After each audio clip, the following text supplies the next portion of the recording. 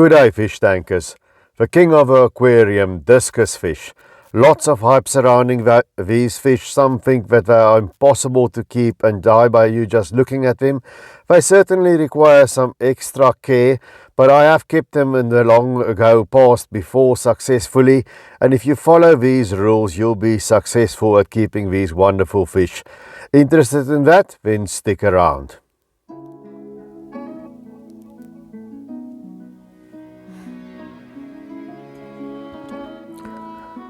Now, back when I started my working life, I had some discus fish in my aquarium.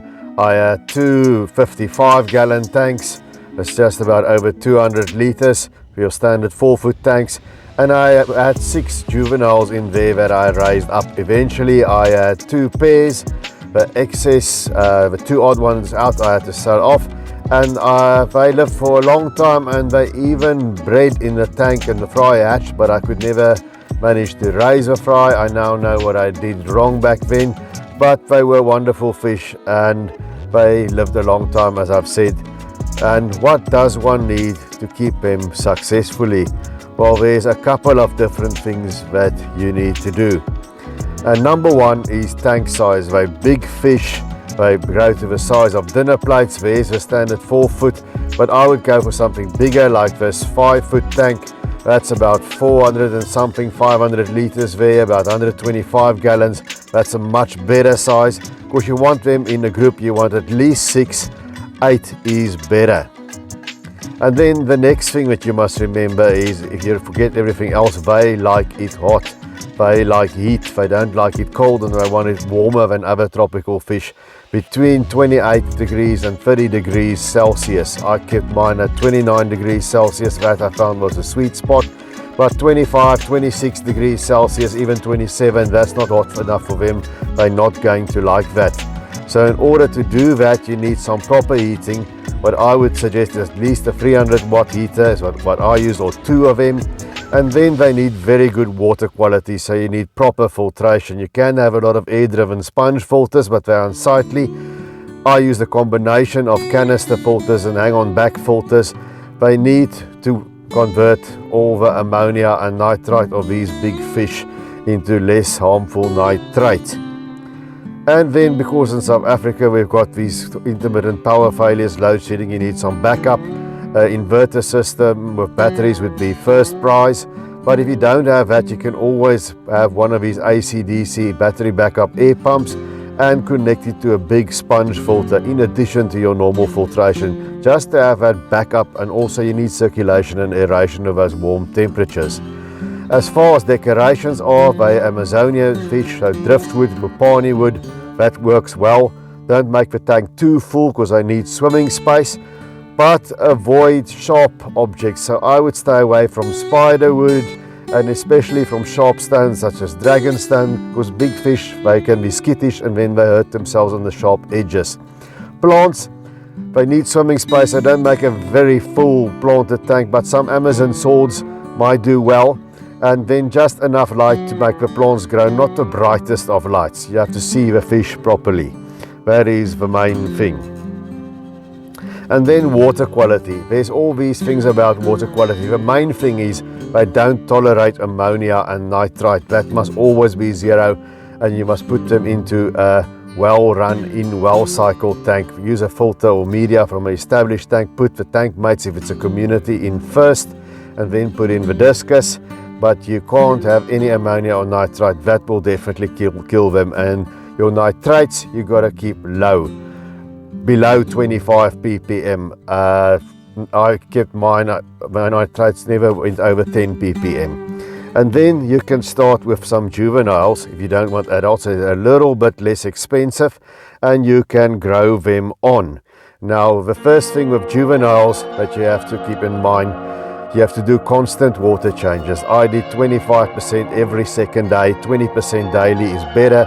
The water needs to be warm. You mustn't shock them with cold water. And the reason is not only to keep nitrates low, it's because they excrete hormones that will inhibit growth.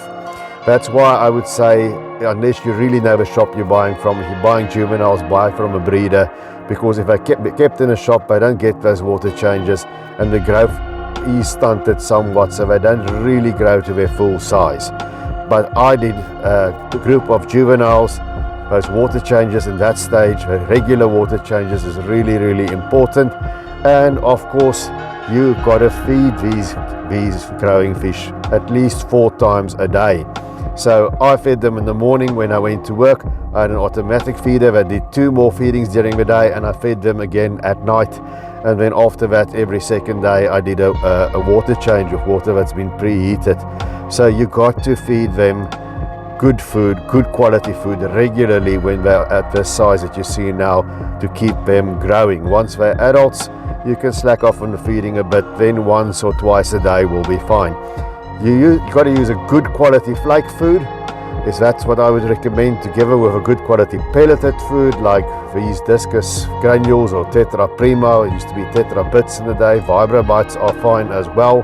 And combine that with a good quality frozen food, frozen brine shrimp, frozen bloodworm. It's got to be from a reputable source, not the cheap bloodworms.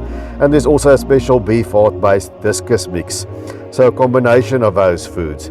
And then you've got to also remember tank mates. Now Discus, they're peaceful towards other fish, but they've got tiny mouths, so you don't want big bruisers that will compete with them, and you don't want fish that are aggressive. They mustn't have a lot of competition for food, and that is important. So the classic combination of Discus, because they also need to tolerate the warm water of a Discus, are cardinal tetras and rummy noses like you see here. That's what I kept with my Discus, and they do really well. They like the warm water. They don't really compete with the Discus, and the Discus, although the big fish, have got these tiny mouths, so they don't bother the tetras. Other heart-shaped tetras, the bigger tetras that work well, were these lemon tetras. They also work. And for the bottom feeders, Corridoras stir-bait, they like for warmer temperatures, so they work out well. Your normal bronze cories, they also worked out well for me, but stay away from panda cories, for instance. They like cooler water. And then for algae eaters, these small little bristlenose ancestris type plecos work well, but stay away from the large plecos. And this little fellow on the bottom of your screen on the left, that little guy, the Apistogramma dwarf cichlids, work out well. Angelfish I've seen kept successfully with Discus, but be careful, they compete with the Discus. So I would only put them with Discus that are already adult size. If you're growing up juveniles, I wouldn't mix them with the angels because they will compete. Once they're up to size, it's a combination that can work. They're very similar in their needs and in their temperament as well.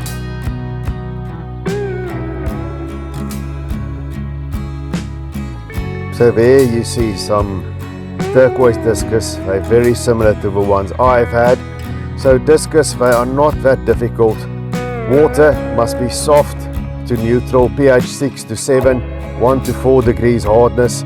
But it's no longer so important. I would ask the shop where you get them what water they were kept in and act accordingly. You can even get Stenker Discus from Germany these days that can take up to pH 8.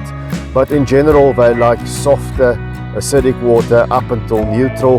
7.5, most Discus will be fine, but they don't like a liquid rock. So if you have very hard water, then mix some reverse osmosis water in with it.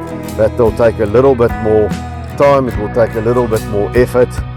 So if you are on a tight budget, Discus are expensive, they need big tanks, they need quality food, and they need the electricity to heat the water to those temperatures. So it's not a fish that you keep on a tight budget, so keep that in mind. If you have very hard water, then it's going to be a bit of extra trouble to give them the right water that they want. So if you have those two factors, a tight budget and very hard tap water, then maybe you should consider whether it's a fish for you. But they are wonderful fish, and give them these things, they should be okay and give you many years of pleasure and a lot of enjoyment.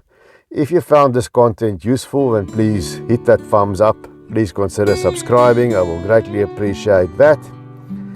And these Discus are really not fish that you should be afraid of. As I've said, enough space, warm water, very good water quality is paramount. When they are bigger, you don't need to do that many water changes, but you have to keep your nitrates low. They don't like high nitrates. So guys, that is it from me. Until I see you guys again, keep on taking very good care of those domestic denizens of the deep.